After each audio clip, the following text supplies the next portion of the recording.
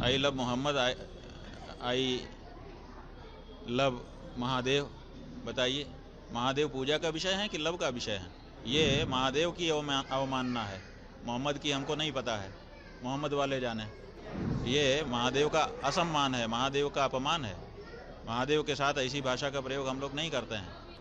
सरकार तो लगातार हिंदू राष्ट्र का भी दावा करती है। हाँ, हिंदू राष्ट्र का दावा करती है, लेकिन हिंदुओं के लिए जो जरूरी है हिंदू गुण, वो उसमें दिखाई नहीं देता है। आप समझिए कि कोई भी हिंदू होगा, अगर वो शक्ति संपन्न हो जाए तो क्या वो अपनी माँ को काट काट के बेचेगा?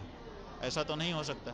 लेकिन इस सरकार ने ये दुर्लभ उदाहरण पूरे विश्व के सामने रख दिया है कि हमारे पास ताकत भी है और अपने आप को हम हिंदू भी कह रहे हैं, फिर भी गौ हत्या करके गौ मांस का निर्यात कर रहे हैं। तो ये जो कार्य है, इससे पता चलता है कि ये सरकार कहती कुछ है और करती कुछ है।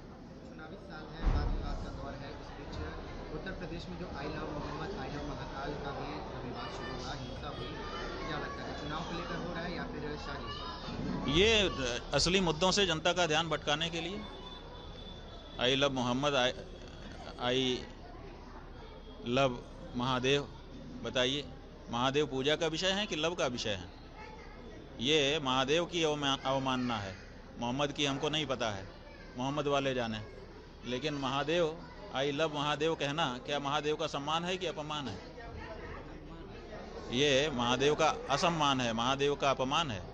महादेव के साथ ऐसी भाषा का प्रयोग हम लोग नहीं करते हैं। भारत पाकिस्तान के बीच जो स्थिति है, इस बीच क्रिकेट मैच भी हुआ एशिया का, पूरा अब देखिए ना, देखिए पूरा देश जो है अभी दुख में पड़ा हुआ है, और आप जो है जिसका नाम ले रहे थे कि यही शत्रु है, इसी ने ये सब किया है, उसी के साथ क्रिकेट खेल रहे हैं। क्या कहा जाए? भारत की सरकार भारत के लोगों की भावना के साथ कहाँ खड़ी हो पा रही है? लगातार चुनाव होता है तो सत्ताधारी और विपक्ष विवाद करते हैं। विपक्ष एक बार फिर चुनाव में नेपाल में हिंसा में जो जेनजी जो युवा पीढ़ी को फिर लाने की बात कर रहे हैं, नेपाल जैसी दूसरा भारत में करने की बात कर रहे हैं। देखिए, नेपाल हो चाहे भारत हो, हिंसा के जरिए अपने लक्ष्यों को प्राप्त करना सभ्य समाज में अस्वीकार्य है। जो सभ्य समाज है, वहाँ पर हिंसा के जरिए अपने लक्ष्यों को प्राप्त नहीं किया जा सकता है। हम एक ऐसा लोकतंत्र देख रहे हैं जिसमें संसद भवन को ही फूंक दिया जाता है। अगर ऐसे सत्ता प्राप्त होगी तो वो सत्ता भी फिर इसी तरह की हिंसा के माध्यम से किसी समय गिराई जा सकती है।